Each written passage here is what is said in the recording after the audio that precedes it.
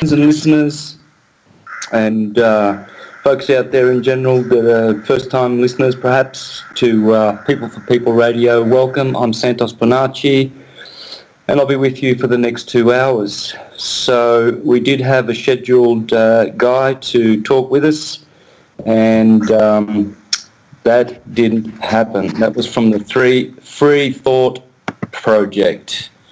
Anyway, so since I'm in Mexico hanging out with Charlie Freak from Freak Sense Radio, he's just living probably about 5 blocks down the road from where I'm staying, and we've been hanging out each day, and we've done a podcast already at his place dealing with veganism or plant-based diet, call it that, probably better. And we discussed the virtues of that diet in the Ascension program and how for spirituality this is the ultimate diet, bar none. And so we did that and we got that out with Jason X. And so I'm happy to welcome Charlie on this show. So welcome, Charlie. Hi, Santos. Absolute pleasure as always, my precious friend. Yep, great. Likewise. So we chose the title of The Right-Hand Path and the Left-Hand Path for this talk we're going to have, and we're going to talk about the two ways. Yes, there are 2 paths you can go by, but in the long run, there's still time to change the road you're on. In the long run, well, that's talking about in the lifetime of the individual. There is time, of course. There is no impatience in the universe. There's always time. But should we choose in one lifetime to take the left-hand path, we shall go to the left. That would be our reward and our destiny. But should we choose in this lifetime to go to the right-hand path, the rewards will be from the right. And so, yeah, this is why Jesus says, when I come back into my kingdom, I will separate the sheep from the goats. The sheep will go to my right into everlasting bliss, and the goats shall go to the left, and they shall go to everlasting damnation. Well, that's basically saying that those ones are not ready yet, and they will have to go around and round, they'll have to reincarnate, they'll have to share in the same experiences. And of course they said in the East, they taught that the moment you die, should you get hit by a bus, you will be very unfortunate, because if you're still doing things of lust, gluttons will not inherit God's kingdom, greedy, liars will not inherit God's kingdom, cheats, unfaithful people, disloyal, left-hand pathers, all kinds of people who practice degeneracy. And it's saying that these things will not inherit God's kingdom. Well, the kingdom of God is within. So the individual is thwarting his own rewards and blessings by making decisions in their course. There's no room for lukewarm, as Jesus says to Laodiceans. He says, either you are cold or you're hot. Make up your mind, because you're not going to bluff me. I'll vomit you out. You will be vomited out of the whole cycle, and you will be repeating and repeating again. So whatever you're doing at that moment of death, that is the plane to which you will always go. You cannot climb higher than that barrier. These are portals that must be opened. And they are portals that the Baphomet is teaching when he's pointing to the right-hand path. His right hand arm is lifted up toward the waxing white Isis moon, and his left arm is pointing down to the dark, black, waning Nephthys moon, and indicating that there is fusion and there is fission. There is radiation and there is gravitation. There is up and there is down, and there is Jacob's. And so are you ascending on that ladder, or are you descending? So what an appropriate theme for the days that we're in, Charlie, because there are many programs running and there are many, many people who are following those programs, even people who have left the right-hand path. They are now happy, happy, happy, happy, all on the left. All their company knows, all eaters, humanized alcoholics, upside-down spinning types, and they are happy, happy, happy, happy in that dark world. You know, they've just left syncretism, just like that, bang. And I'm going to talk about the parable of the sower in a minute, because obviously these people had very shallow seeds, and they fell amongst the rocks, and the sun came and burnt them up and withered them, and they fell back to their previous states of being. And down the slippery left-hand path they go, down into hell. Hades and hell is awaiting them, and they're burning with passions right now and burning with lusts, and they cannot satiate anything because they're living in the world of pleasure and pain, for they do not know bliss, and they have never meditated or stayed still and embraced the bliss. So it's a slippery slope, as they say, and the path to everlasting damnation, the road to everlasting perdition, is broad and spacious, and many are the ones on it. But the narrow road leading to everlasting glory is cramped and tight, and few are the ones finding it. So it is battle. As it says in Ephesians, we have to put out our complete suit of armour, not take it off and have a holiday. It's a war, and it's a war that must be won and will be won by the ones who follow the gospel leadings, which says, take courage, for I have conquered the world. And to conquer the world, we must conquer the world in us. That the world must not dominate us. And we must be in service to truth, always, not hiding in the dark, but out there, serving our brothers, in service. If you're not doing that, you're in service to self. And service to self people are polarized to the earth. Once you polarize to, as Manly P. Hall says in his Buddhic the fifth podcast on the different Buddhic bodies and the Atman and all of this beautiful philosophy, says once we are inverted to the polarization of the sun, then we become givers and saviors. And those who are polarized on the left are the sinners, the mooners and the earthers, and they are stuck. The moon sends them back as monsters and demons and monkeys and all kinds of demonic entities linger with them as they reincarnate and have to, well, shed their demons.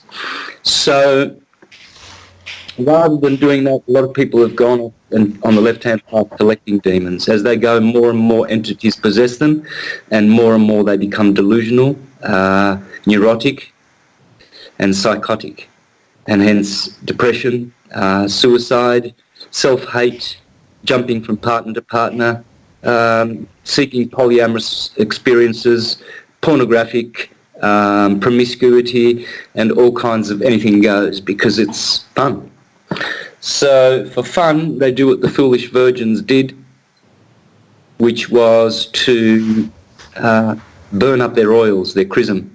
They lose their charisma, they lose their Christ, the light is gone. And they squander it in illicit fornications, ejaculating to the left, ejaculating to the right.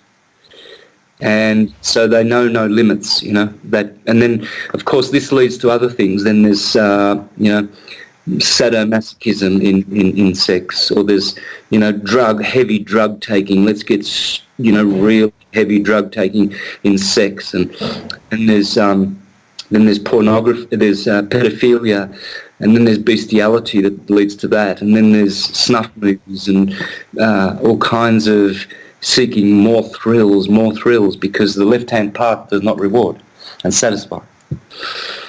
The rewards are fleeting, but the satisfaction is zilch, empty, zero, death of the individual. The right is the path of life. which is sense, fusion and fission. We're not fusing. We are in fission mode. That's the rapture. We get raptured with the Lord. We get taken up to the higher chambers. As you said, Charlie, the other day, it's beautiful. The Kundalini, at the base, B, you have the base of the Kundalini, and at the top, G, you have God in the upper room. The G-room, the groom, which will be wed with the bride, who is down below at the base, and you take a ride with the bride up the chakras, and you go to the upper chamber, the upper room, to be with the groom. And this is the alchemical wedding. So it's always in the words. And thanks for sharing that one with me, Charlie. That's just the absolute gem. Thank you. You might want to jump in. You're so welcome. I call it the the B ride to the G room, and like you say, it's just symbology for the alchemical marriage between the sacred masculine and the sacred feminine. And it's the journey it's the hero's journey. It's the one story. It's syncretism, and that's the beauty of just jumping in and doing the show today on red shift, blue shift, left hand path, right hand path. Left hand path is wide, and it's featured within the mainstream. And everywhere you look, that path is wide, and it's paved with streets of materialism. And the many will take it, and I guarantee you it leads to a precipice, and you won't find out until you take that last step and you're falling and falling and falling and you can't get up. That's the reality. When you fall and you can't get up, then you're a victim, and victims just go around and around and around the wheel, the samsara. And if that's what you want, then have at her. I'm sure that I've done that a lot in my experience, and like yourself, Collywog and I are just completely dedicated to not ever going around the wheel again. We want to be the mastars of our fate, of our reality, and the only way to do that is going within. I need to save you hundreds of dollars. Within a very famous Steely Dan song, Kid Charlemagne, completely alchemical song. That's all Steely Dan wrote about. Everybody thinks at one level they're all just heavily drug songs, and of course at one level they are, because they're talking about red shift, blue shift. But in every single Steely Dan song, what you maybe hear and connect, because that's our reality, going to a public school and growing up in the mainstream, that's all you know is redshift. So you pick up the drug references right away, and you convince your mind that's all they're talking about. But when you start to go within, and when you start to learn through the most brilliant teachers in the history of mankind, like Santo Spinaci, then you begin to learn that everything is actually emergent, and that is an inner force that is created within and is released outwards. So all life is created within and is generated outwards. That's reality. And through Santos, you learn these things, and you find that from within we generate without. So the question is there gas in your car? And that's kind of like a modern analogy for, is there oil in your lamp? And this is, in the story that Santos was talking about within the Bible of the 10 virgins, there were 5 foolish and 5 with wisdom. And those with wisdom brought extra oil in their lamps, because when they went to the house of the groom, the G room, he wasn't there. And you never know when the master of the G room will be there. So you have to wait. And that's why you need to have copious amounts of gas in your car or oil in your lamp. And they waited, and when the groom returned to the G room, they were permitted in. And they entered into this holy bliss, not pleasure and pain of the left path, the wide path that the many will take and fall off a precipice and go around and around and around, but the eternal path, the one that is straight and narrow.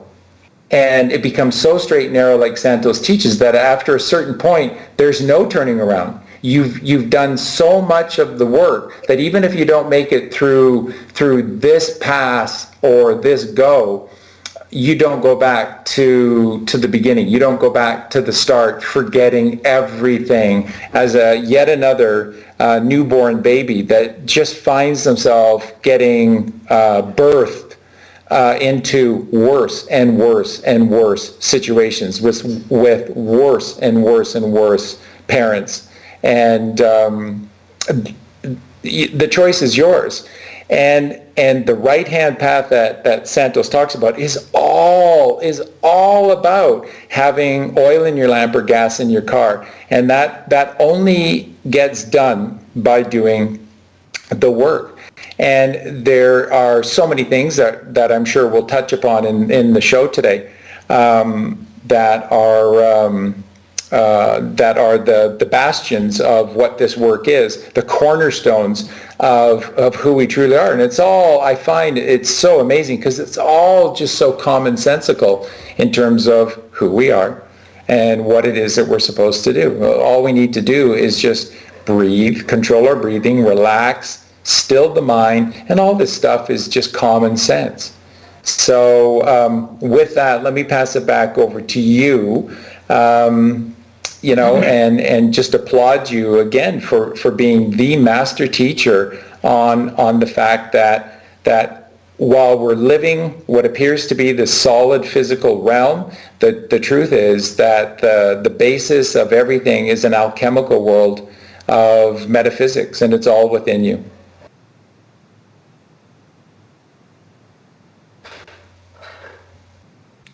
Whoop. Sorry. I'm mute. Okay, so this segue is really good, Charlie, into what I wanted to say. Can you hear me? Yes. And what I wanted to talk about was the parable of the sower. And thanks for the kind compliments, brother, but hanging out with you in the last 3 or 4 days, I've seen that your syncretism is top shelf. I particularly like that last one I just shared with everyone about the B ride to the G room, And that's what it is, from the number 2, duality, the letter B, to the number 7, G7. And there are 7 chakras to get there to the groom in the top room. And so you got to take that ride, and you got to, like the Queen of Sheba, she went up from the south to visit King Solomon, from the land of Sheba, where no one knows where that land is, and you've got people on the National Geographic Channel looking for Sheba on the earth. It'll be everywhere. I mean, where do you find Eden? Well, you go to Sweden. Where do you find the Holy Land? You go to Holland. Where do you go to find the land of Venus? Venezuela. I mean, it's all the Holy Land. Or where do you want to go to worship the Egyptian Trinity of Israel? Let's go. Isis, Ra, and El. Thank you. So, segues really well into the parable of the sower, Matthew chapter 13. The letter M, the 13th letter.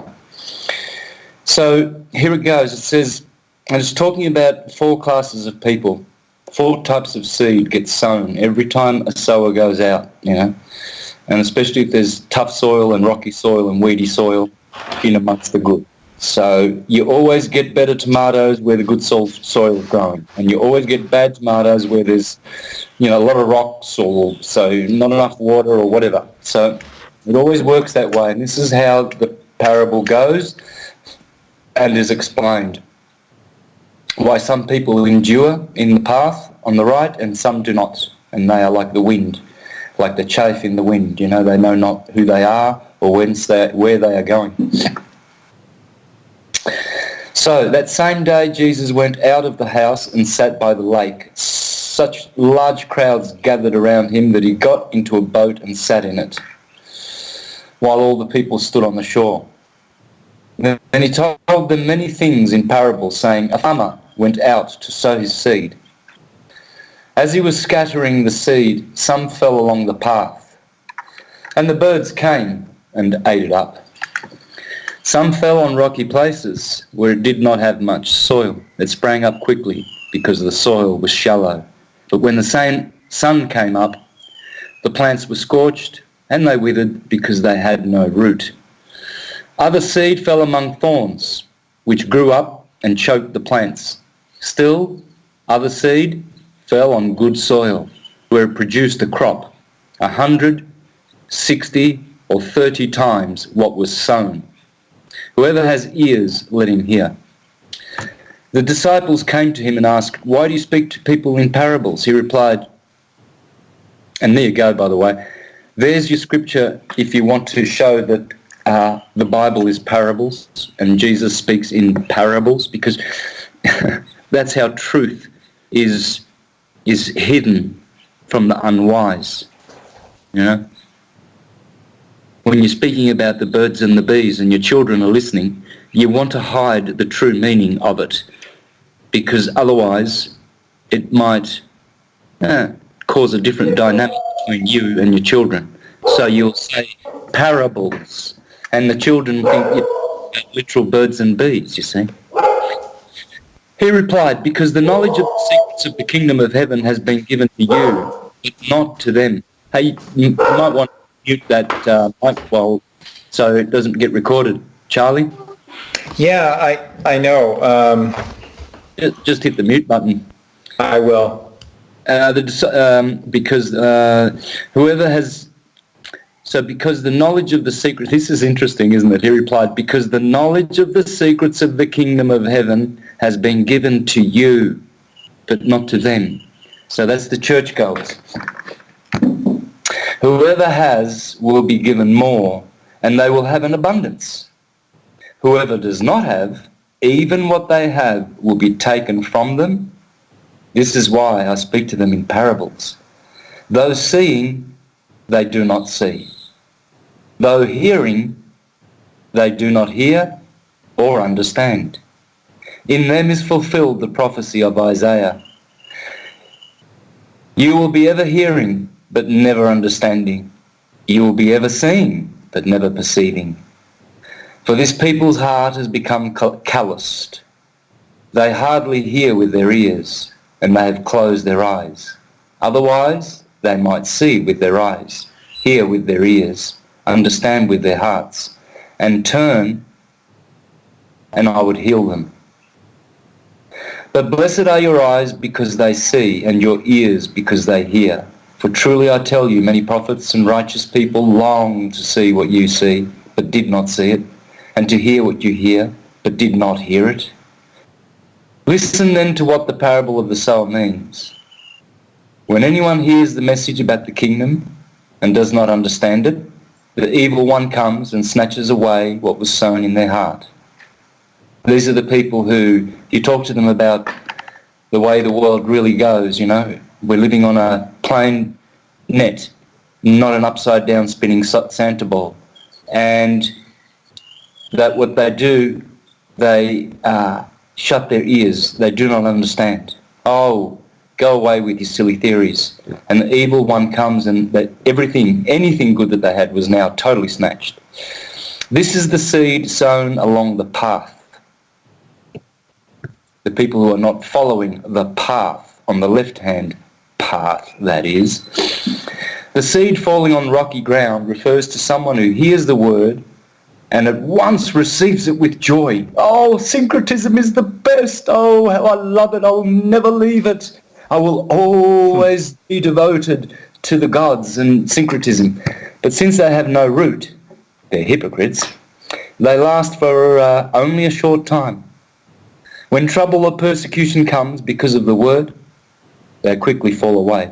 So trouble would mean they're full of lust, and persecution would mean it's too difficult to do the right-hand path. So because of the word, because that's the word of God, and they quickly fall away. Oh, they fall away. The seed falling among the thorns refers to someone who hears the word, but the worries of his life and the deceitfulness of wealth choke the word, making it unfruitful. But the seed falling on good soil refers to someone who hears the word and understands it. This is the one who produces a crop, yielding 100, 60, or 30 times what was sown.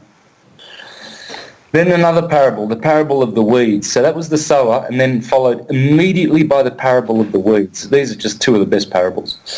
And we'll go into what it means. I've already done it a little bit, but I'll go more extensively, because this is what's going on in the world. There's poor seeds and many, many weeds. Seeds of poor souls who are being lost and deceived in amongst the weeds, who come and snatch their goodness away, and everything they work for is stolen by Satan in one fell blow. Jesus told them another parable. The kingdom of the heavens is like a man who sowed good seed in his field. But while everyone was sleeping, his enemy came and sowed weeds among the wheat and went away. When the wheat sprouted and formed heads, then the weeds also appeared. The owner's servants came to him and said, "Sir, didn't you sow good seed in your field? Where then did the weeds come from?" "An enemy did this," he replied. The servants asked him, "Do you want us to go and pull them up?" "No," he answered, "because while you are pulling the weeds, you may uproot the wheat with them.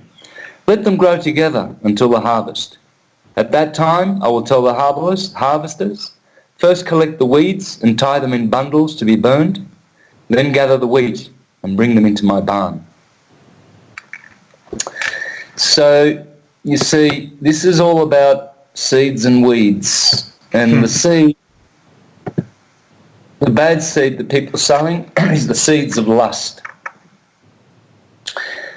For lust, people have given up everything. And like that Air Supply song, oh no, not Air Supply, "You've blown it all sky high, I gave you love." Remember that one? Not off the top of my head. Yeah, anyway, I'm singing it in totally out of key probably, and way lower. They were really, really high. And then it says, "But you've blown it all sky high," And it's talking about how, people have just made disastrous choices in their life, pitiful choices, tragic, absolutely tragic, for not having the right soil, So soil is soul, same word. Oil, the oil is under the soil. That's why big oil always goes under the soil, under the sea, to get the oil. And the soil is the soil of the soul. Soul invictus, your soul. And so if you don't have a good soul, well then you don't have good soil. And it's no use projecting from your heart that you're happy and you're virtuous, when your soul, the higher aspect of the heart, is in absolute disarray and totally found wanting and lacking. As the mind pretends to be as noble as the spirit, but it is not. So the heart, the outward appearance of people, the personality, they appear to be happy in the world, you see. Oh, like the prodigal son, away he went, it was boring back home, his father's kingdom was just too boring. I want to go out, there's prostitutes out there on the left-hand path, there's alcoholics and demonic friends that I can have and surround me with, and upside-down boyfriends that they... Oh my God. I can't even stand to think, I wouldn't stand to be in the same room as a Globy. I can't imagine how you could leave syncretism and end up with someone who's an upside-down spinner, and yet I've seen this with my own eyes, Charlie. I've seen it with my own eyes, and more, and many more things this individual is, ghastly, drug addict, alcoholic, and these were people who were on syncretism's path. I've seen this many times, vegans supposedly for 20 years, and all of a sudden, no, it didn't work. So down they go to eat a little bit of bum, because now they feel good. It's good to murder animals and to enjoy their bums, because it tastes nice and it gives you protein. Whereas protein you can get for 100 calories, 12.5 grams in broccoli and only 6.2 in beef. So why the murder? for protein? You're looking for protein? Eat broccoli. There's plenty of broccoli that doesn't have to get its heart ripped out and it's crying away from its mother and the mother's aching for the little children. That's the left-hand path, sweethearts. All of you folks who think, you're going to ascend. You can't be eating bums because you are what you eat, and bums don't get into God's kingdom. I'll have to add that sentence into the Bible somehow. So, well, and you said such a key word there, and that word is think. And so much of what you're saying about these left-hand pathers, and the prodigal son, and you're talking about descending upon whores and alcohol and drugs, etc. So much of this is simply still just a metaphor. They're all simply allegories ultimately, because the greatest sin that we ever commit is in doubting that everything is beautiful and is blissful. Very logically and very quickly, we exist within a creation. And if like Santos just said, if you're an upside down, spinning around, twisting, tilting, turning globalist,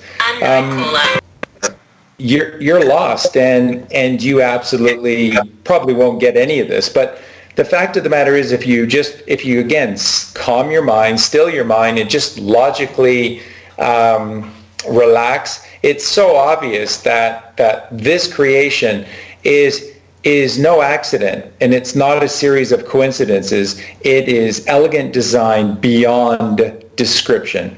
And so that is from a creator that is beautiful and loving. So at the very base, be as I see, the basic understanding or understanding to our reality is that if you didn't do anything, you just stilled yourself and simply became an observer to what is, you would ultimately see and connect with all things that are God, because this is God's creation. And God's creation isn't evil. It isn't filled with problems, and it isn't filled with horrible, rotten people and terrible experiences, and there's not much you can do. You're just a victim. You were born into this shitty world, and the best you can do is try to get by. And that's what we're taught. That's the left-hand path, and that's what we're taught from the out there, what I call organized society, because the few need to rule the many. So it's just all a composite of lies. But the truth is that God's creation is beautiful, loving, connective, all is a tomb. And everything is where it should be, and that we are constantly perfect physical avatars for what's happening inside of us. So whenever we do take the time to look in the mirror, that's whatever you see is what's happening inside of you. And ultimately that's a choice, because as we discussed earlier, all life is an emergent property. No matter what they tried to tell you about it, all of this has been around for billions and billions of years, and everything came out of nothing, and all you can do is your best to try to get along. That's bullshit. You exist, and you are the captain of your ride. You have the captain's eye within you, and you can control your ride by seizing the captain's eye, and that means gaining perspective. And all that we gain perspective when we learn to trust. And over the last few days, you and I have been talking a lot about various classic rock songs, and how in the 60s and 70s they were just loaded with very, very powerful, important truths. And none more than Robbie Robertson from the band and their famous song, The Weight. And the opening line of the song is, I rolled into Nazareth and I was feeling about half past dead. And that if we're really awake, that kind of gives it away. And then the rest of the song is all just filled with biblical allegories. But the chorus, which keeps playing back against all of these carnal verses of our reality, is take a load off Fanny, which is our sacred mother below us, below the Fanny, the physical redshift Earth, and put the load right on me. And the load is all of our problems, all of our worries, all of our suffering, and putting it on to the trust or the shoulders of God, who can handle all things, as he is the creator of all things. And so all it takes is trust. And if we trust that there is a creator, and if we trust that creation is beautiful. I mean, how do we not get this when, if you just take a deep breath and observe all around you, it's perfect harmony, balance, and that God provides everything for us in total abundance, no need for money. No one can own land. So all those fields filled with all of these beautiful green foods that are coming from the white light of the golden sun, everything is already created. There's nothing new under the sun, and it's all there for us in abundance, and it's all free. And all that takes to be able to powerfully connect with that is just trusting. It's just trusting that creation is beautiful and it's benign and that it's eternal. And once you do that, then actually all the things that Santos talks about really aren't that difficult to discover, and they're not that difficult to discern. So everything that has been taught to us, and it's not just the Bible, it's the Bhagavad Gita, it's the Quran, it is the Egyptian Book of the Dead. All of these ancient texts are all written in parables. And as Santos said, there are a variety of reasons for that. One of the most important reasons is that once you learn one of these fantastical metaphors, you won't forget them, because they are quite fantastical. Jonah and the whale. There was no one in the Holy Land roaming around named Jonah, and he didn't fall into a big fish. Nobody did that. But it's an allegory for going within. 3 days he spent in the depths of this grand fish. Well, that's why there's a king's chamber, a queen's chamber, exactly where, in relation to the central chamber of the Great Pyramids at Giza, that perfectly match the interior of the human brain and the optic thalamus with the pineal gland and the pituitary gland. It's all put there for us. Everything is pointing the way for us. And all we need to do to be able to gain access to this eternal, brilliant, life-giving, alkaline, green, golden creation of God is to just trust. Because when we think, we are taking ourselves out of the singularity of God's creation, and we are living, as Santos brilliantly discussed earlier and describes in all of his syncretic teachings, that we are the fallen man into the world of the ultimate polarity and then all of the levels of duality between the poles of our experience. And that is a choice, and it comes by taking thought. What does Christ say throughout the Bible again and again and again and again and again? Take no thought for your life. And then people will say, Charlie, but what are you trying to tell me? I'm driving in a car down the highway and I've got my precious children in the back seat, and you don't want me to think? Precisely. Because when you are thinking, that's the mother driving down the highway at 80 miles an hour with her two precious children in the back seat and just zoned out because she's got more problems than she ever could possibly deal with, and then suddenly snaps to attention and goes, holy shit, where have I been for the last 3 minutes? And I've been driving down the highway with my children in the car for the last 3 minutes. That's the thinker. That's what happens when you think. That's what happens when you live in the left hemisphere of your brain, the dying brain, Satan's world, the fallen Saturn wearing the crown of Kronos, and everything is based upon time, and got to get there because it starts at this time and ends at that time, but I don't get the blah, blah, blah, blah.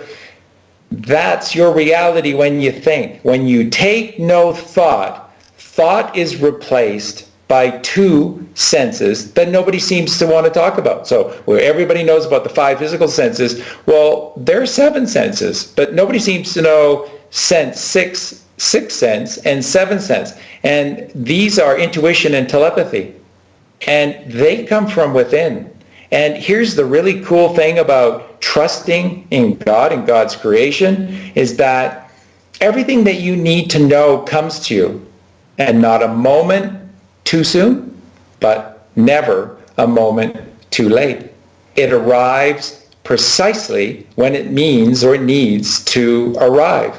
And that's what you get when you relax, when you calm your brain waves out of that insanity, ping, ping, ping, ping, ping, ping, up and down of the beta. Hey, we got a free version of new software. Yeah, do you want to try it? Huh? Yeah. You want to get some new free software? It's called beta. And it's broken, and it's going to cause you to think and go crazy, and your brain's just going to go up and down like absolute maniac and a lunatic, because that's how the few control the many. But when you control your breathing, when you take no thought, your brain waves drop, and they drop fast, and they drop right through alpha and theta, and they drop right down into delta. And then if you can do a little work, and if you have a clean soul and a clean body and mind, then you can achieve what's called gamma waves, those little M's, blue M's up high in the higher mind, the higher brain. And these gamma waves begin to turn the wheel of the only real clock that exists. And that's the clock within you, inside the third ventricle of your brain, which is the swastika, the golden swastika, the Big Dipper going around the North Star Polaris, the pole star, and it spins in a clockwise direction, up and to the right, with a huge ladle open to receive the gifts of God, and then it comes down and it blesses us with these gifts, and then it goes back up. And that's called eternal bliss, constantly receiving the gifts of God, versus what Santos said about thinking for yourself, worrying and screwing things up perpetually, and your cup is never full. You don't have gas in your car. You don't have oil in your lamp. And you are constantly turning your cup upside down and not receiving any of these gifts from God. You're constantly out of time. You're constantly out of money. You're constantly out of abundance, because that's the wide path that the many will take, that looks bright and shiny to the left. And it's all a choice. And it all comes down to just take the load off of Fanny, get the load off of our puny, minuscule shoulders, and put this enormous weight onto God. That's what he's asking. That is the crucifixion. That's crucifying the dime brain, the 10%. That's tithing that God talks about, that is talked about Melchizedek in the Bible. It's all just an allegory. It is the collection of the carnal left mind.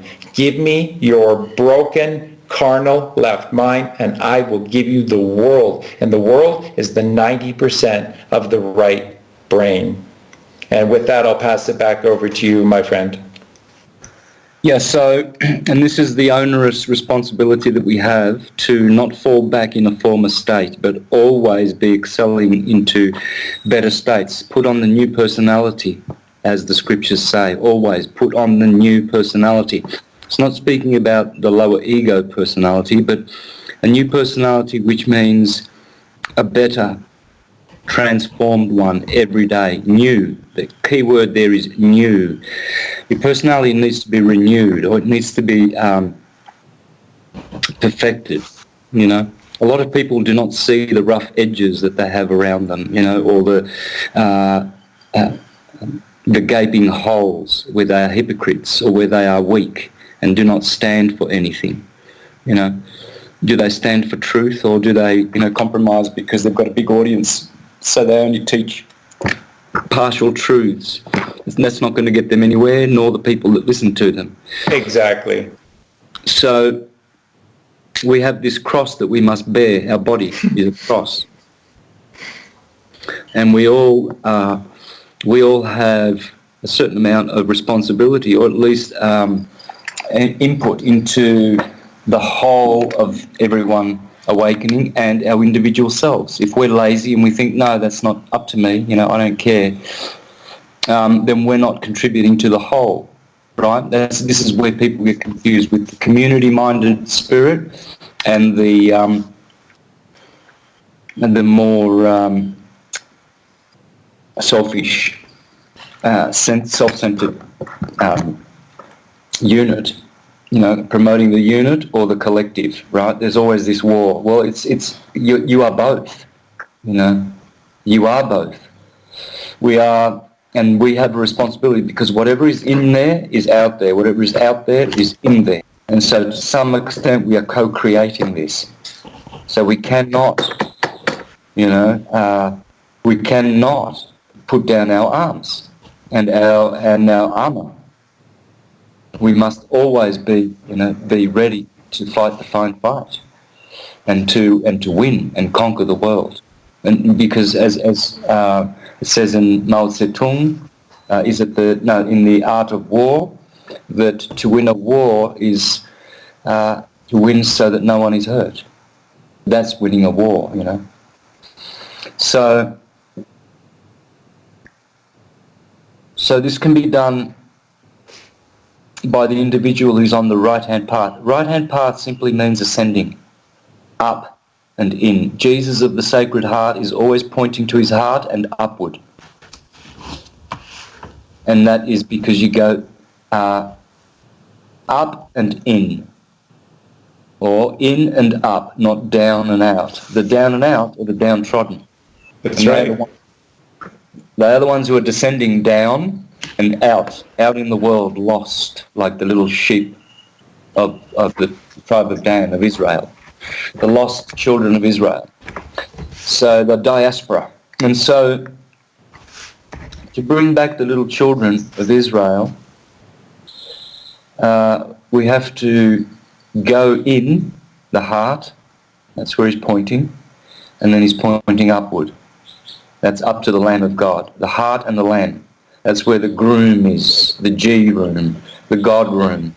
And the bride is down at the bottom, and she's got to climb all the way up, Queen of Sheba.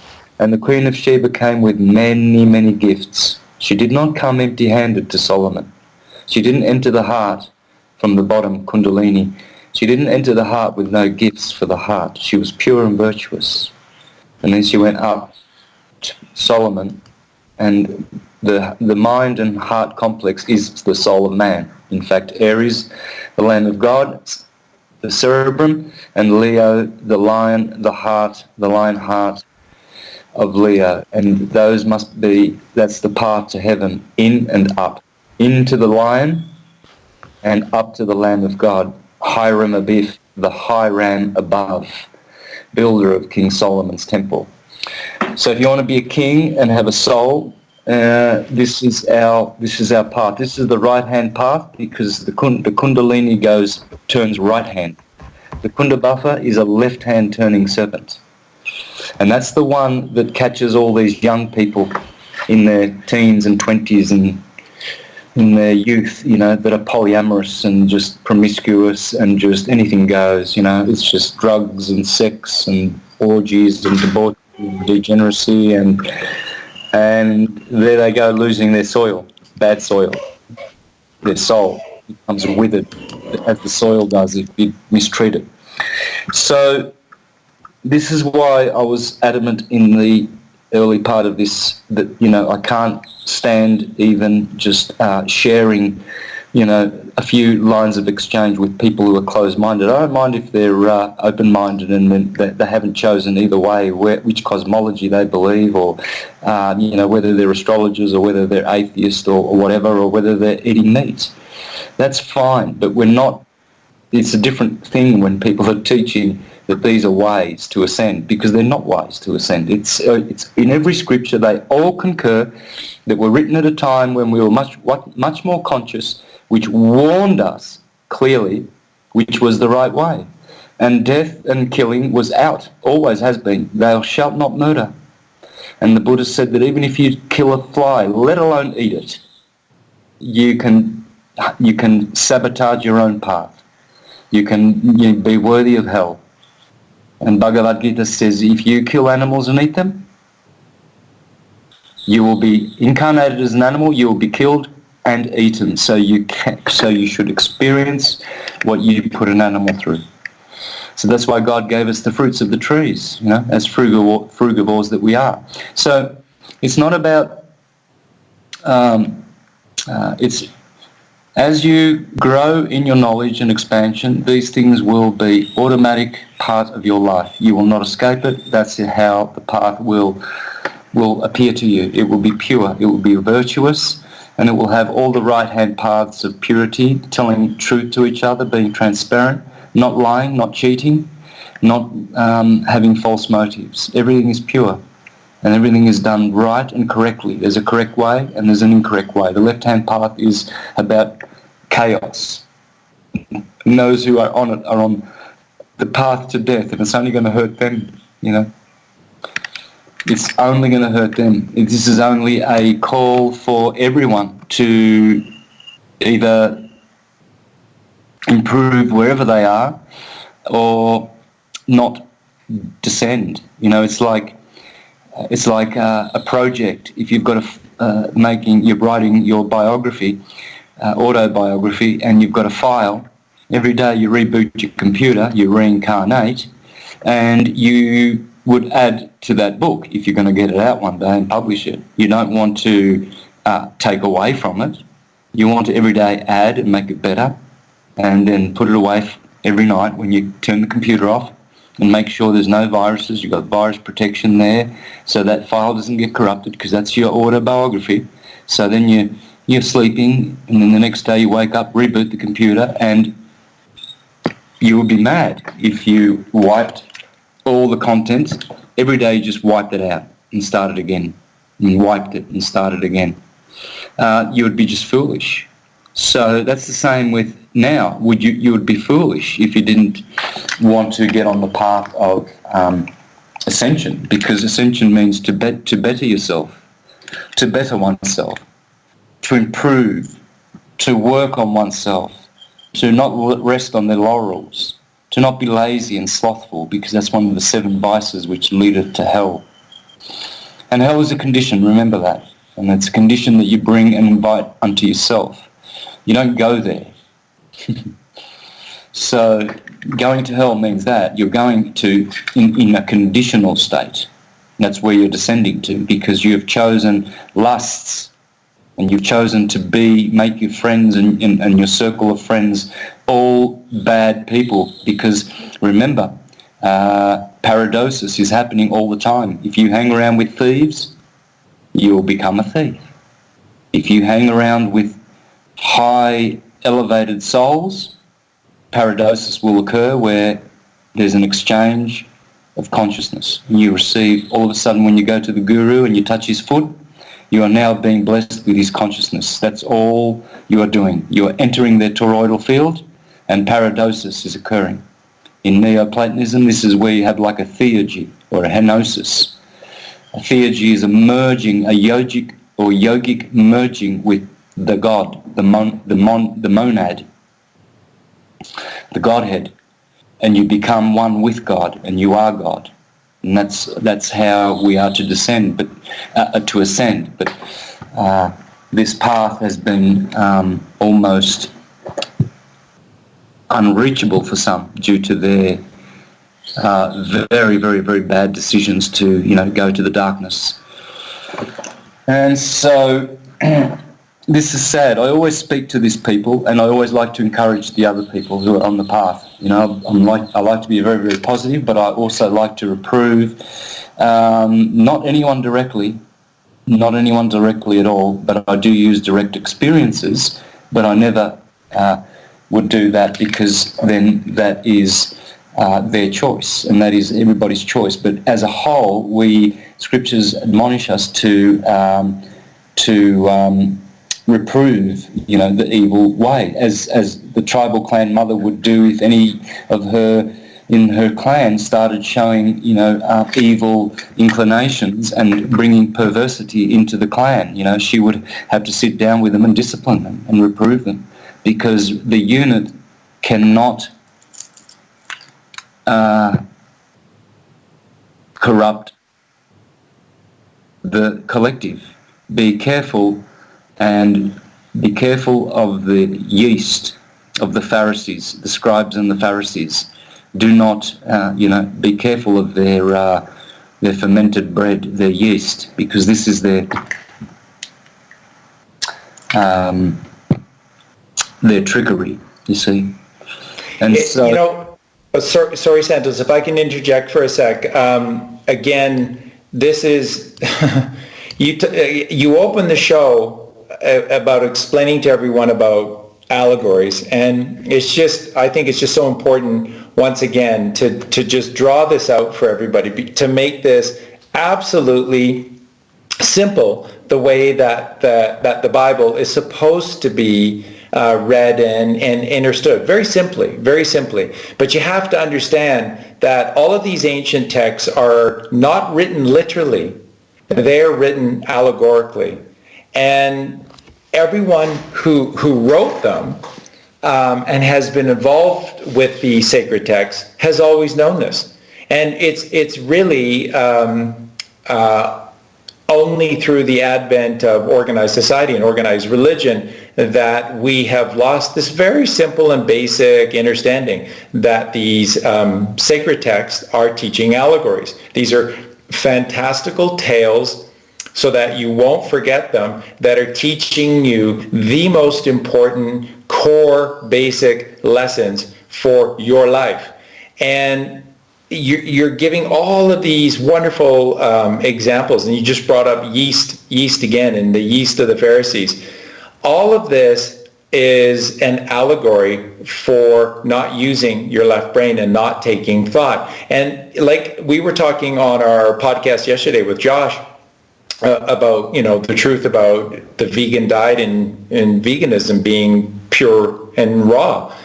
And in the Bible, in Genesis 1:29, it tells you right at the beginning of this whole story, it tells you what your food is. And it's very plain, and it's very, very simple. And it is the seed-bearing fruits of the plants and the trees. Let that be thy food. But the thing that is confusing in a literalist world is that the Bible goes then in virtually every single book, Old Testament to New Testament, and goes on and on and on and on and on and on and on, how God is a horrific murderer, a jealous, vengeful God, and he's always corrupting innocent souls to partake in his evilness and his nastiness, to seek revenge and punish the unworthy or those that he perceives to be unworthy. And through the various examples in the Bible, there's so many times where it's blanket murder, blanket rape, regardless of innocent, 1-year-old, 2-year-old males of each household, and virtuous or non-virtuous woman to be taken and kept and raped. There's no love in that. There's no common sense in that. There's no, it's insanity. And and then you wonder how all of these literalist Christians wrap their head around, it's all about God, it's all about Jesus and the Bible is just wonderful, and everything's just so great, but it's just filled with murder, and rape and torture of innocent people. How do you wrap your head around that, people? The reason that the book is filled with these tales, and that these tales are constantly referring to two things: animals, in particular beasts, and children, because both of these are powerful allegories. They're not literalist statements. God is not, he created everything. He doesn't murder his creation. This is insanity. The reason that the Bible uses these two examples again and again and again is because we must kill the beast. We must kill the animal. We must kill the beast that lives below 7th Avenue. 7th Avenue being your superhighway of the chakras within you, below the Muladhara, at the root or the base of your torso, is hell upon earth. And that is where the carnal beast within you, and it's within all of us, exists. And that's what must be killed. And when the Bible talks about killing children, or killing the eldest male of each household, it's an allegory for not taking thought, because children in the Bible are the fruition out of the seed of thought. So when you think for yourself, this is why we fell out of the singularity, perfect balance and harmony with God in heaven, into this dualistic, polaristic, insane world that nobody understands because it didn't come with a manual. We've fallen into this state because we took thought for ourselves. I can do this. God's been doing a great job. I love my life. It's fantastic. But I talked to this snake and it said, I can think for myself. And that's the metaphor, the representation of biting from the apple of the tree of knowledge of good and evil. It's thinking for yourself. Take no thought, Jesus says. And then the Bible, Old Testament, New Testament, is an endless stream of allegories for not taking thought. The book of Joshua, chapter 6, and Joshua in the city of Jericho. Jericho is the third ventricle of your brain. And all of the references of the number 7 in this chapter of the book of Joshua is all 7 is God intervention. And this is taking steps to take back the kingdom, because as it says, the very first line in Joshua chapter 6 in Jericho is that the city was shut. All the children of Israel were shut in. None entered and none could leave. And that is the state of man in our fallen state, which is living out of the left brain. And where everything in society teaches you to take thought. Schools teach you to take thought. Think for yourself. Everything, movies, television, and of course the worst offender of all is organized religion. Organized religion has literally got 99.9% of all of the adults that partake in this thing they think is Christianity, which, if it's a Western tradition, it's not. But they think they're participating in Christianity, and they've got 99.9% of all of these so-called Christians actually believing that their beloved God of creation, of love and kindness and patience and generosity and wisdom, is an evil murderer and rapist. How does this happen? Because you're literally allowing somebody to put their thoughts into your head, and you accept without doing any research for yourself. You simply accept what it is that they tell you that these ancient texts mean, and then you go about your business quite happily, because what they tell you is, as long as you pay us 10% of your wealth, trust me, there is a card with your name on it, and you're getting out of hell because you're a good Christian. So you can sin by taking thought and ripping off your business partner and your neighbor and cheating on your wife and living a sinful, 7 deadly sinful life. And it doesn't matter because you've signed a card with the church, and the church says because you pay 10% of your physical wealth, you're going to heaven. That is fucked up. That is completely upside down. And it's all caused because of one thing. The ancients wrote all of their gnosis and wisdom in allegorical tales, metaphors. If you don't know what those words mean, look them up. Look them up for yourself.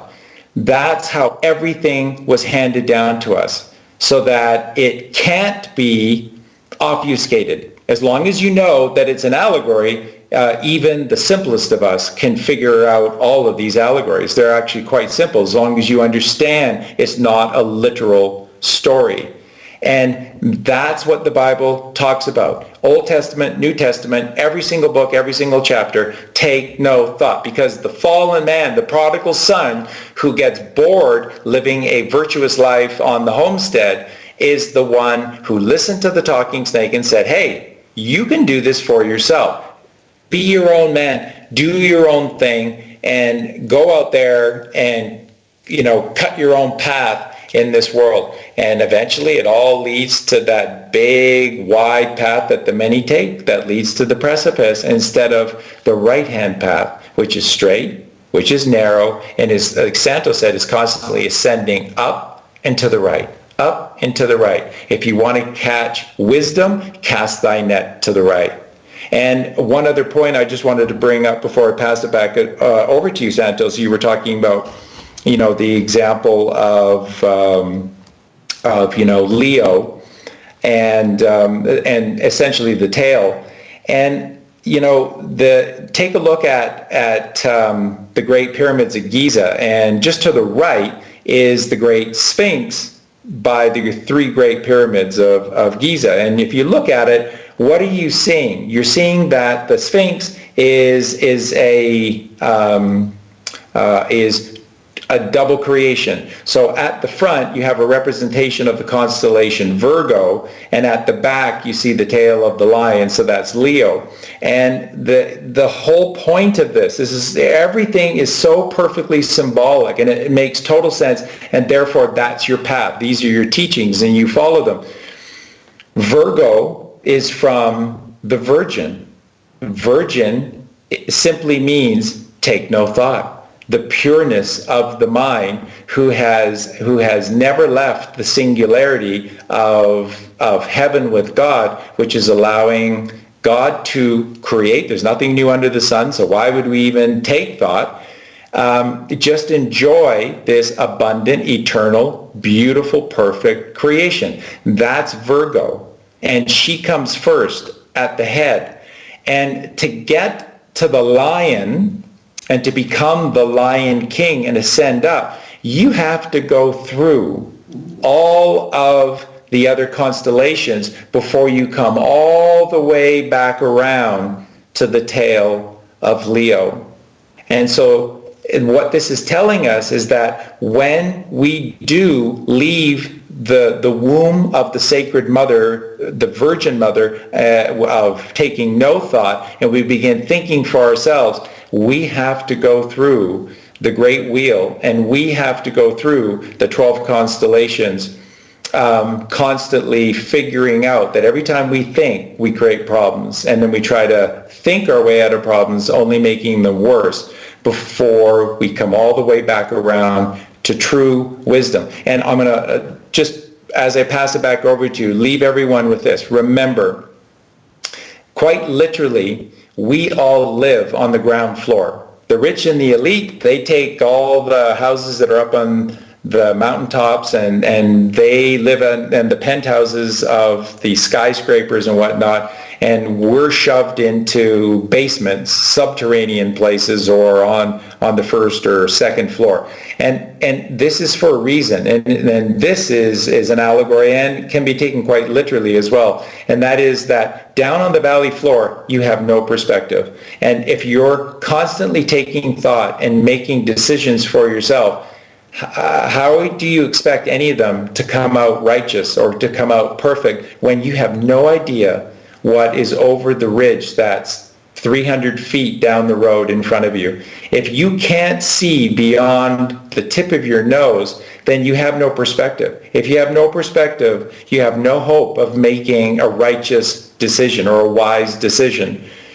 Wisdom comes from casting thy net to the right, because right is up into the right. It's always up. It's always ascending, because when we ascend through rapture, when we become passionate with God's creation and reap the passion of God, then we ascend. And as we ascend, we see over that ridge, and you go, my goodness, I had no idea. There's another little town over there, and they've got a river. That would be so helpful in our life. I had no idea. I was here for 30, 40 years. I had no idea. Exactly. It's a metaphor, perfect metaphor for when we take thought for ourselves. We have no wisdom, we have no perspective, and yet here we are thrown into this grand game with no rule book, with no instruction, and the instruction that we do get is just completely upside down lies. And then they tell you have to fend for yourself, and you got to think for yourself. And every decision we make is the wrong one because we have no perspective. Sorry for the length of that, Santos, but it just hits to the heart of what the problem is with organized society. Everybody thinks that these ancient texts are all literal, and they're not. They're allegorical tales about left brain, right brain. Everything in our reality is a left brain versus right brain issue. If you haven't figured that out yet, you better, and in a hurry. Sorry, Santos. Back over to you.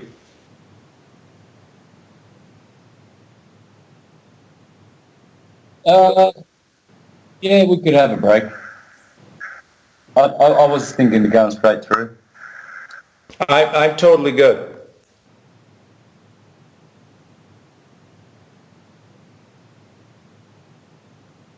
Okay. We'll address those. All right. So, what was your subject then? Again, I want to continue with that. Just quickly. Again, everything is an allegorical tale about taking no thought. The virgin is the one who takes no thought. Mm-hmm. So left brain, right brain, that was the thought I was going to go with. Yeah. So this is where many people get confused. The left brain is pulling them into worldly thinking. That's the left. That's the goat brain. The right brain is the sheep. That's the true representative of the cerebrum, Sarah Abraham, the slayer of the ram. So what you have is the left brain is where people are. They think they've ascended to the right brain, but this is too high of a state for them. And what happens is they have like a false baptism, a false syncretism experience. It's not genuine, it's not rooted, like the seeds that grow on the path. It can't find root. It grows quickly. There's a lot of potential, and, it's very precocious and it's very energized, but it's got no wind in its sail. It withers very quickly and goes back to a former state, you see. So this is why we have to be on the alert. And I'm always on the guard for this, and always, diligent in, in expressing it, because we live in a very, very dangerous world, and I've seen a lot of good people fall off the path. I've seen a lot of people join, and that's good. But how can you go back to the vomit of the world? How can you go back to a former state? Well, there's only one way, and that's that you didn't have the substance in the first place. It was all hypocrisy, or it was all just superficial. It couldn't find root in the good soil. So it's very important to also be serious when we're, considering the subject of ascension and how to walk this path, they had to be, get the rewards, because every action has a compensation. Every expression of energy, every time you express a sensation, it's like you are expelling energy, and hence, in a sense, you are dying. Every time you have a sensational experience. This is why the hermit and the guru and the master, the sensei, the sannyas, he withdraws. He withdraws from the world. He's conquered the world. He doesn't need to go out there and get famous, and entertain all the all the people who are basically all on the left-hand path. There's not many right-hand paths out there that you're entertaining. I've been in the music industry and I know, there's only one or two. All the rest of them, they ain't going nowhere. So pretty soon I got bored with that and realised that, I'm not going to do entertainment. No, thank you. I'm not going to play the guitar for a bunch of monkeys anymore. I'm going to teach them syncretism instead and give them fish rather than teach them how to fish rather than give them fish, and rather than tickle their ears. So I switched over straight away. I saw through that. There's nothing there. There's only a bunch of pedophiles who run the music industry who look after each other, and all the people who come to your gigs, they're not listening anyway. They just like to hit on like a little monkey. Good on you, entertaining monkey. Oh, you play the guitar so well. You've got such a beautiful voice and pretty eyes. Thank you. And then they're off going home, ejaculating their brains out anyway and eating all kinds of burnt holocaust for their diet and think that they're ascending. So this is what paradosis means, to encircle yourself with a good, strong body of like-minded people and have them surround you and be your circle. This is your circle, your table of King Arthur. Why do you surround yourself with a bunch of fools? A bunch of people who love exploiting animals and murdering their asses and eating them, and who love just being alcoholics and just drunkard and demonic all the time. That's how I've heard someone describe a friend that they have now since they left syncretism. Demonic and a drunk. So you're only as good as the circle of people around you, no matter how intellectual and woke they think they are, and they smoke cannabis and they're cool, and liberal with sex and what have you, they're still on the left-hand path of perdition and damnation. You can't, make up the rules as you go. You're not going to escape it. And this is it. This is how people, they expose their hypocrisy, really, because you just look at their friends. Show me your friends and I'll tell you who you are, because birds of a feather flock together. You can't have degenerate friends and then, come out and, I'm going to talk about consciousness and how to expand your consciousness, and it's just childish. It's really, really a circus. It's entertainment, but it's not, coming from deep roots. So this is why we have to not soil the soul with bad soil, but we have to, or spoil the soul with bad oil, but we need to make it fertile in goodness and purity. Purity, goodness, those are the real virtues that cannot be exchanged for any other thing, nor pleasure, nor vice, nor anything, and those are the things which make us endure till the end. Integrity, faithfulness and loyalty until the end, We swear that. It's funny how some people, they swear an undying love for someone or something, and the next thing you know, they've given that love to someone else, just like that, or they've, gone to the left-hand path just like that, as if the right-hand path doesn't even exist anymore, So this is how it goes. It goes that where we are in our, if we've reached not a condition, but a status, a state, then we are worthy of it. A good doctor is good because he did his studies and he graduated with really, really high grades.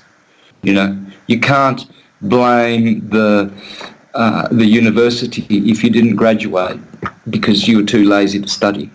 You can't blame the box office guy if he kicks you back because you've only got half the amount of money to buy a ticket to go to see the film.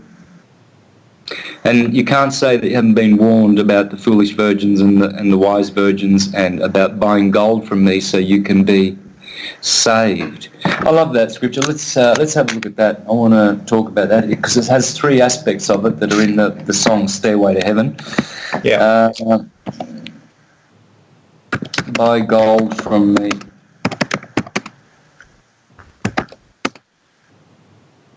So, buy gold from me.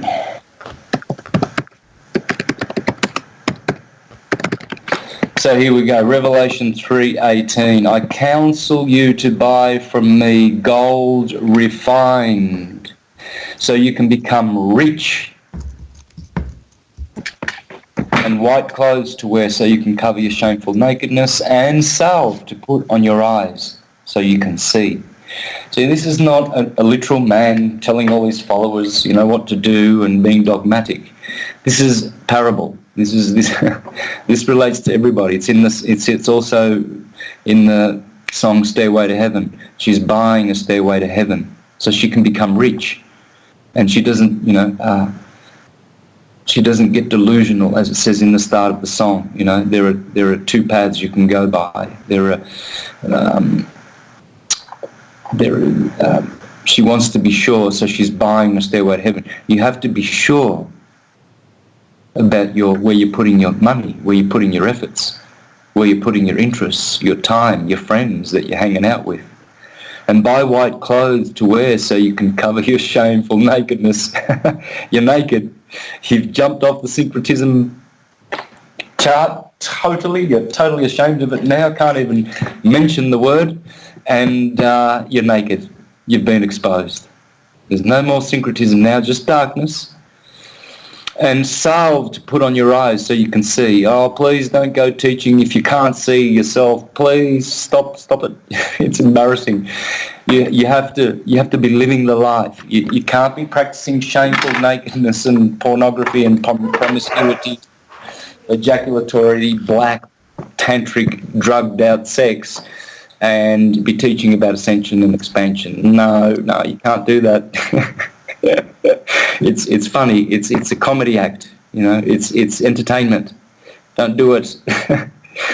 So we have to have we have to be living it. We have to be actually doing it and not being ashamed of it.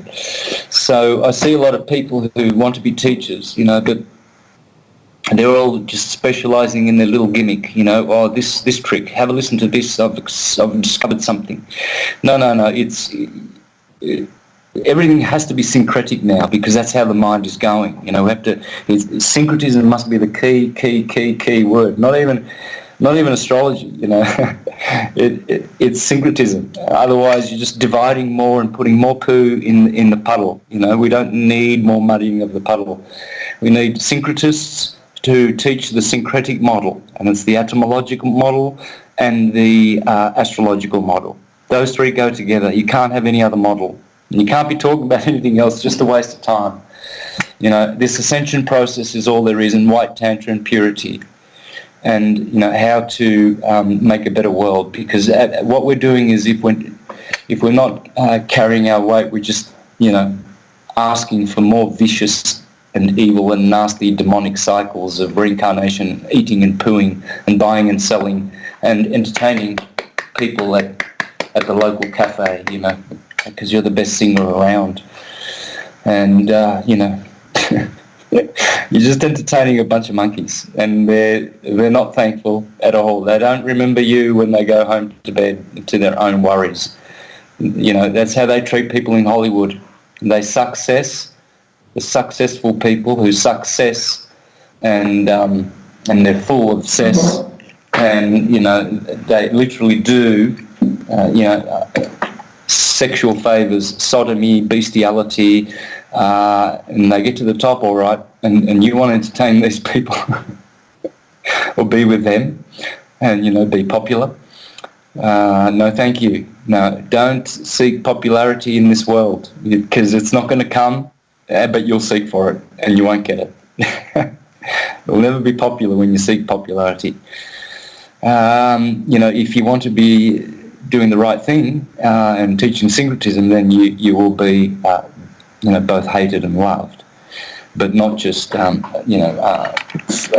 superficially cheered and patted on the back, for false achievements and underachieving.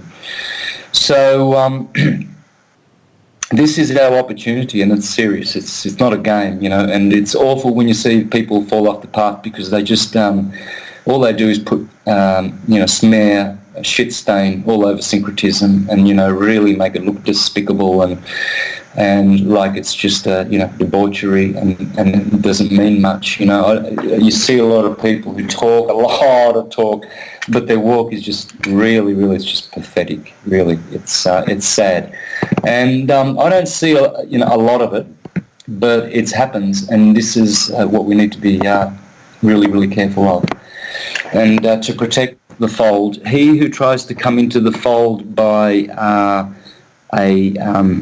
the wrong door. Let me see that scripture. This is a very careful warning. So you would know the scripture.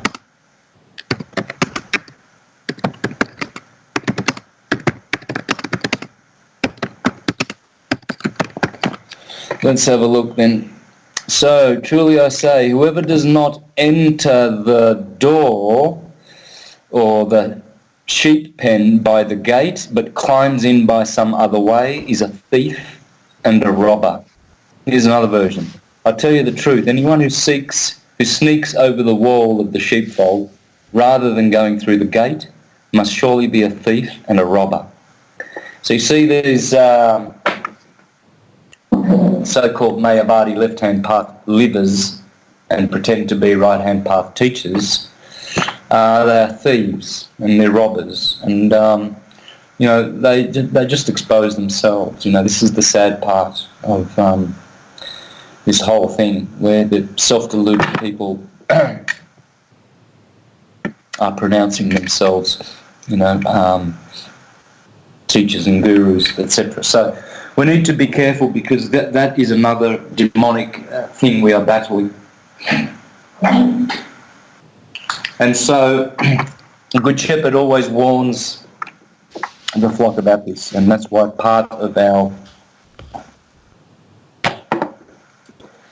teaching is very, very important to guard the treasures that we have. There's always a guard at the castle, and the castle is your soul, and you always have a guard who is on guard. You don't want a guard like in the life of in the Quest of the Holy Grail by Monty Python, where the guard was guarding the other guard, and he says, no, you got to guard, and he repeatedly had to, if you've got a guard that's falling asleep and you're not on guard against the false teachers that are coming in and the self-deceived who are trying to deceive others,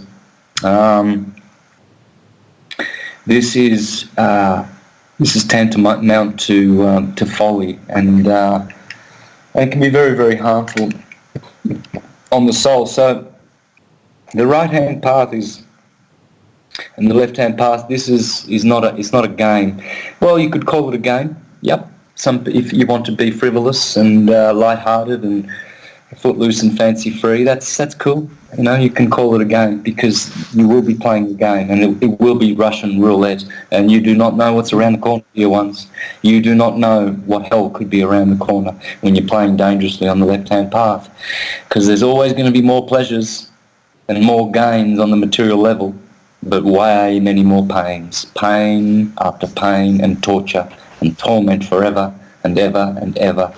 And there's no getting out of it, and there's only one way, the way of purity, to have bliss and to have contentment and to have intelligence and to live the path honestly, with integrity, and practice what you preach. You have to actually practice it. It's got to be a practice. And I see a lot of people are very noisy. They're not stilled. Stillness has to be your whole way of being.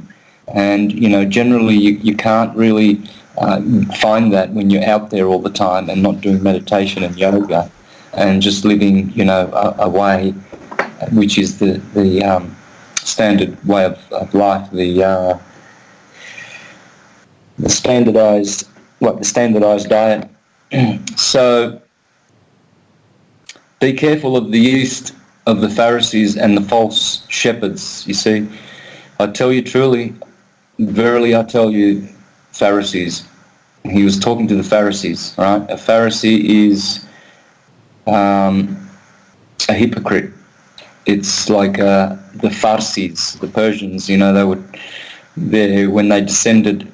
All religions at their source, at their books, are literary and true, but religions become literally literal and false. And so they are the Pharisees means to be false, right? So very truly I tell you, Pharisees, anyone who does not enter the sheep pen by the gate, but climbs in some other way, is a thief and a robber.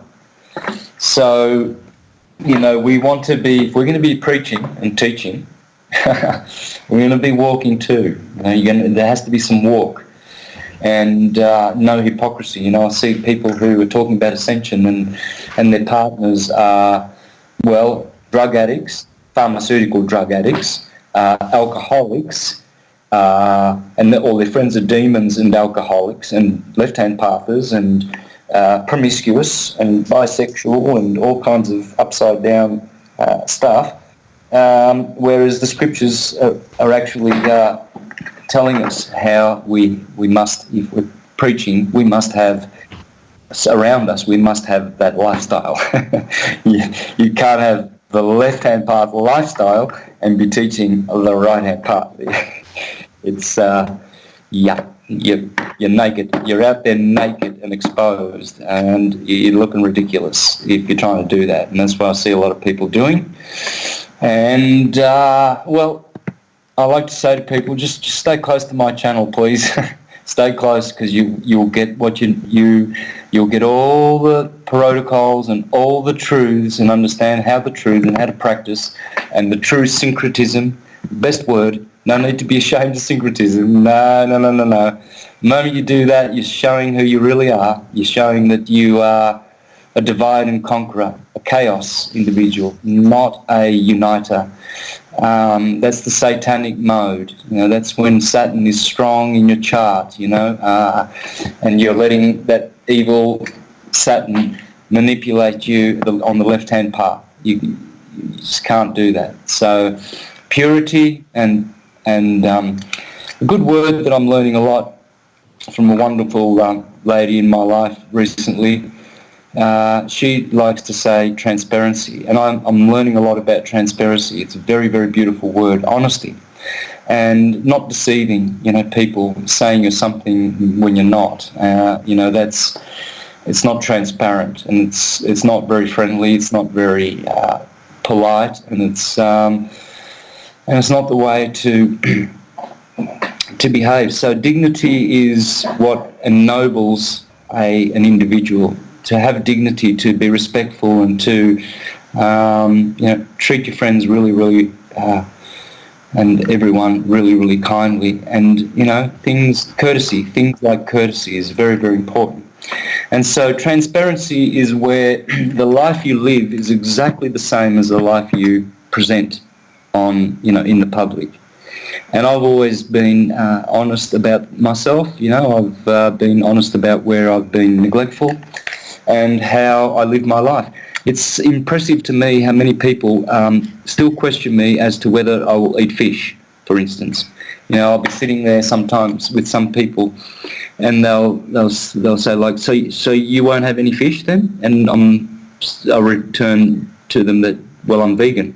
That's what I teach, right? So I'm vegan.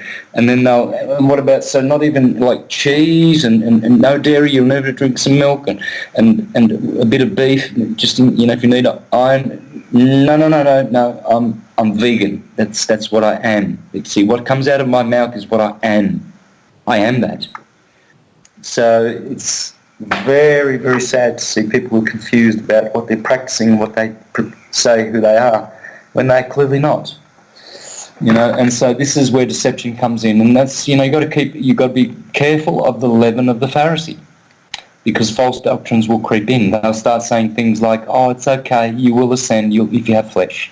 And it's okay if you have a bit of black tantra every now and then, as long as you always go back to the white and have a little bit of grey and promiscuity and multiple partners, and it's okay to share DNA and parasites and hormones and ancestral DNA codons with your polyamorous partners, and to give your DNA to further other partners once they leave you, and you don't know where your DNA is going next. It's going to drunks. I've seen my DNA go from me through a partner to a drunkard, a bum. I've seen that happen to me, and so watch it. Watch who you go kissing, and certainly don't give them any of your seminal fluids.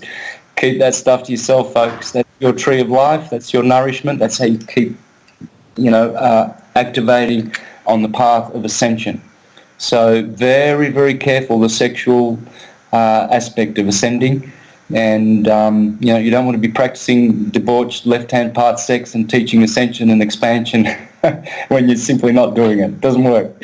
All right, over to you, brother. Great stuff.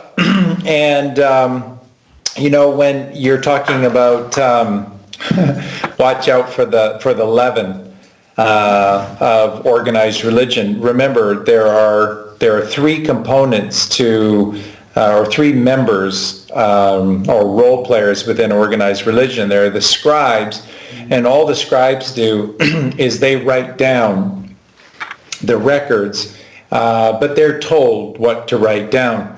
The Pharisees, and you aptly describe them as the falsehoods, the Pharisees are the ones that stand up in front of the masses and tell these written words by the scribes. Those are the Pharisees. But it's the lawyers that are the ones that tell the scribes what to write down, and then the Pharisees read the words that the lawyers tell the scribes to write down. So again, behind organized religion are lawyers. That's where the term lawyer comes from. And that is the unholy trinity of organized religion, which is lies top to bottom. And you were talking about a great word that you've embraced recently, which is transparency. Transparency is illumination, and when you live a transparent life, like Santos described, a syncretic life, all is a tomb, and that you are following this path of righteousness, which is virtuous, that this transparency becomes you, because the truth is holistic, and it's both physical and it's metaphysical. So what you begin to do within you, what ends up happening, it has to manifest outside of you. So if you're taking only virtuous thoughts, and if you're leading from within a virtuous lifestyle, then you have to mimic that, because we always are in a precise match when we look in the mirror to our soul, to where we stand metaphysically. There's always a direct correlation between the two. And these words are all holistic. So, for example, when you're transparent, you become luminescent, and that is illuminated. And the thing about luminescence is that you're filled with light. And then the word rapture and becoming rapturous comes into play, because remember, the word light is a holistic word. You have to understand it in all aspects. So we often only ever think of light as opposed to darkness. But remember, light is also as opposed to heavy. And when you become transparent and you are filled with luminescence, you become light in every sense of the word, and you begin to rise. And as we discussed earlier, when you begin to rise, you are given an instant gift of living on this flat plane, and that's instantly perspective. As soon as you get even 50 feet or 100 feet up off the ground, everything begins to look radically different. And that's just by gaining perspective. And to gain perspective, you have to be filled with light. So that again takes us back to the Bible and a passage like, cast thy net to the right. That's what's being said. And Pisces, which is preceding Aries, is in preparation for man arising each and every day. Of course, the sun rises, but the beginning of each year is also in Aries on the 6 p.m. March 21st, and of course the first sunrise, 6 a.m., 12 hours later, 1 + 2 is 3, 6 a.m. March 21st becomes the first sunrise. And so you have to cast your net to the right to capture the wisdom of the right-hand path, to be ready for the gifts that are given on the level. So as soon as the sun begins to rise on the first day of the year, which we're told this is just the first day of spring, the level rays from the sun across the flat earth are on the level. And everything that's on the level is the truth. That's where that allegory comes from. So everything that's level is truthful. That's why the earth is flat. And you have to have perspective to be able to see the sun. And the sun rises and it sets. And you have to have perspective to be able to see these things. Then that's casting thy net to the right. So again, you just see everywhere the allegories within the Bible are all just human physiology and powerful messages teaching us to be a certain way. And you also mentioned, of course, the absolute, one of the greatest songs ever written, Led Zeppelin's Stairway to Heaven.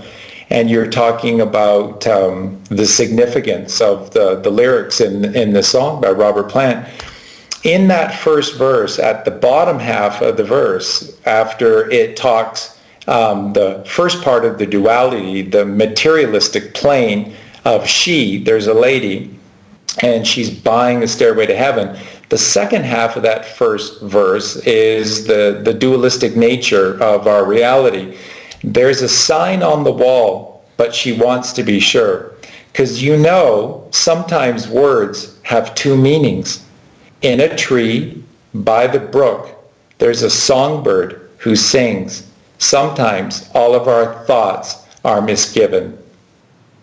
And so what they're telling you in plain sight is that all of our ancient teachings are all couched in allegory, and that they have two meanings, dualistic meanings. They have a surface entry-level meaning, and then they have a higher meaning. How do you know that that's what they're saying? Well, in a tree, which is growing high and therefore has perspective, by the brook, a river, a rivulet, water that separates. So there's a piece of land to one side, the left, and there's a piece of land to the right side of the river or brook, and the right side, left side, left hemisphere of the brain, right hemisphere of the brain. So the brook is the horizontal divide of the brain. And in a tree, by the brook, there's a songbird who sings. Have you ever looked at a picture of what's inside of your head? If you look at a cross-section of the human brain, you will see the songbird who sings. Horus, Amun-Ra, the bird head of God. And you will literally physically see the bird head within you, which is an allegory, a representation, and a powerful message of the higher songs we sing in pursuit of God, or when we reach out and reach up to God in Blue Shift, up and into heaven upon earth. And sometimes all our thoughts are misgiven, Absolutely. If you choose not to see these things, if you do choose not to do the research and dig a little deeper into Led Zeppelin's lyrics, for example, and you choose not to do the work and you stay ignorant of the songbird who sings in the tree, then you stay on the left-hand side of the brook or the river. And sometimes all our thoughts are misgiven. When you stay on the left side because you're fearful or lazy, slothful to do the work and to elevate yourself, then your rewards are built in. The rewards in your life can never be blamed upon anyone else. You get what you've earned, because no matter what work you do, a shoddy job, a lazy, slothful job, the rewards are built into the work. And when you do diligent work, when you do righteous work, the rewards, again, are built into the work. So whatever you put in, you get out. That's where these dark sayings, these age-old axioms of that are timeless, always stay with us. They always stay with us, and they always will, because they're giving us a basic understanding of who we are from the inside out. And before I just pass it back over, I'm just going to leave my part today with this wonderful little allegory about the ancient city of Jerusalem and its east gate. The east gate of the ancient city of Jerusalem was always known as the gate of the eye of the needle. And this is where this old dark saying comes from, that it's easier to get a camel through the eye of the needle than it is a rich man into heaven, and here's why. This eastern gate, the gate coming from the east, from Aries arising into Jerusalem, the holy city. Jerusalem is merely an allegory, just like Jericho is for the third ventricle of your brain. To get in, you must pass through this straight and narrow way, which is the gate of the eye of a needle. And the header of the gate was so low that the only way for a camel to be able, the camel of a trader or a journey or a traveler to get into Jerusalem, was that the camel had to get upon its knees and bow its head to the ground. And then its load had to be taken off, its fanny. The load of the camel had to be removed. And then, and only then, were the camel and the rider able to enter through the gate of the eye of a needle.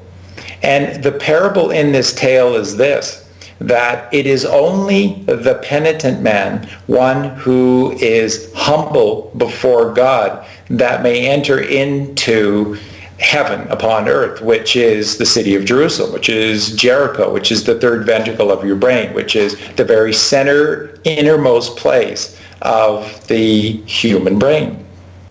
And a rich man will never ever achieve this heaven, because a rich man will never ever ever show deference to God, will never remove his load, because he's worked a lifetime. He's worked 40 lifetimes working through the desert to build and amass his materialistic fortune.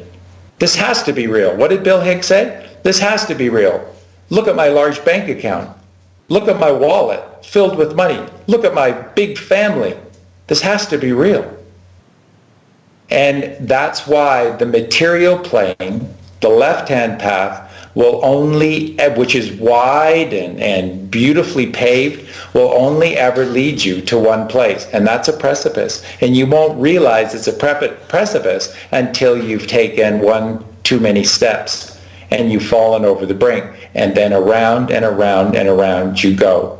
But the path that is straight and narrow leads upwards and to the right, and it requires penitence, humility, and humbleness before God, which is a virtue. So with that, I'll pass it back over to you, Santos. Thank you. Yeah, great. So the lyrics are all packed with alchemical truths. It's a bomb. Like it's so explosive. There's a lady who's sure all that glitters is gold. So she knows that there is such a thing as substance, as gold, as saving the chrism, as being pure, and it's like gold, you know. So she's buying a stairway to heaven. She's not slothful. She's not a little whore on the left-hand path.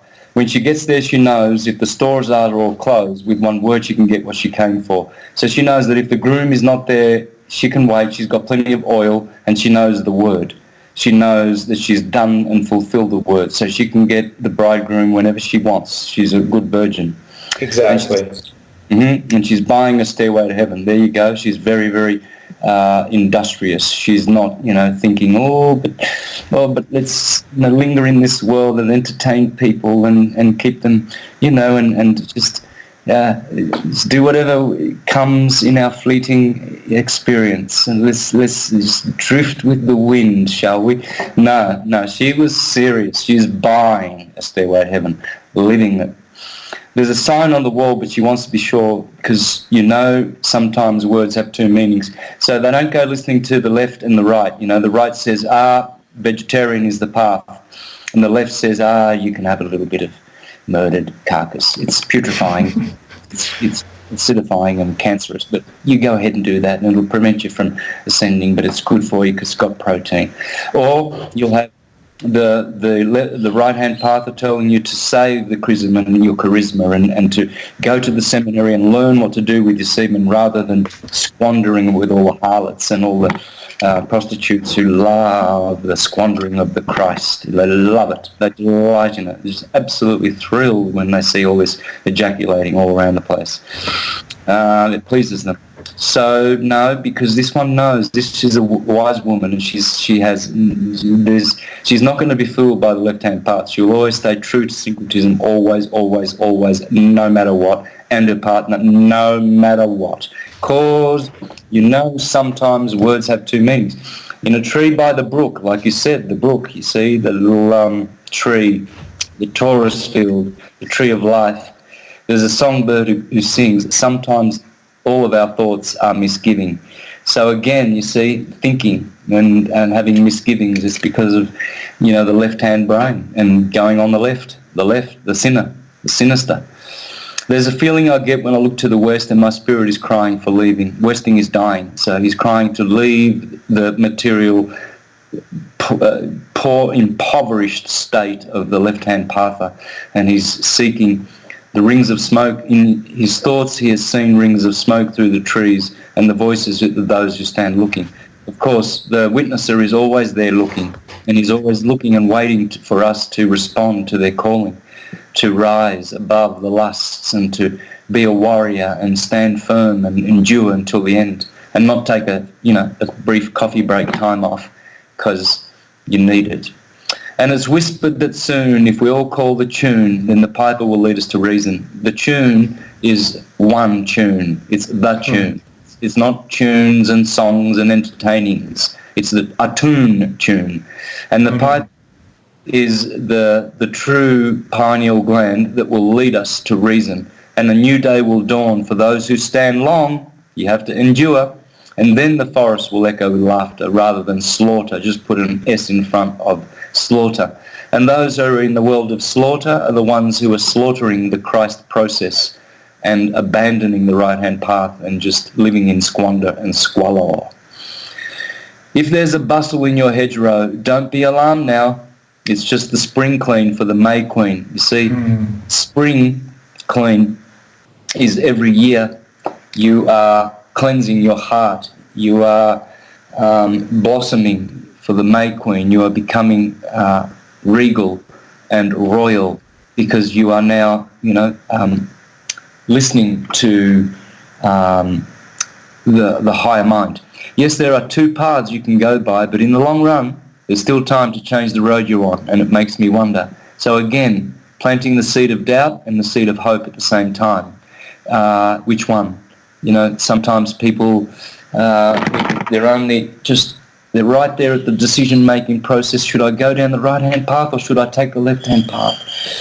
should I leave syncretism for the left or should I? Oh, and then bang, they make a decision based on lust. And, greed, stupidity, and just general abandonment because of no soul force, very little soul force, like the chaff blowing in the wind, like the seed planted by the roadside. Your head is humming and it won't go. In case you don't know, the piper's calling you to join him. So no matter when you go on the left-hand path, you can still never unlearn and unknow what you learnt on the right-hand path. So you're being tortured and tormented forever, and the piper's calling you to join him. In other words, unless you go with the piper, your head will be humming. You'll always be delusional and always guilty, and you'll always have that dread over you because you're not on the path. Dear lady, can you hear the wind blow? And did you know the stairway lies on the whispering wind? The whispering wind is the Holy Spirit. The Holy Spirit is leading us, and it's leading us upward. The demonic spirit is leading us downward through our friends and our partners and the people who are around us, the drunks, the alcoholics, and the people who are definitely ejaculating like there's no doubt about it, because they've got no brains left, they're empty-headed. They don't know the truth. They don't even know the cosmology where they're living, that's stupid. And as we wind down the road, our shadows taller than our soul, there walks a lady we all know who shines white light and wants to show. This is the true ones, how everything is still turns to gold.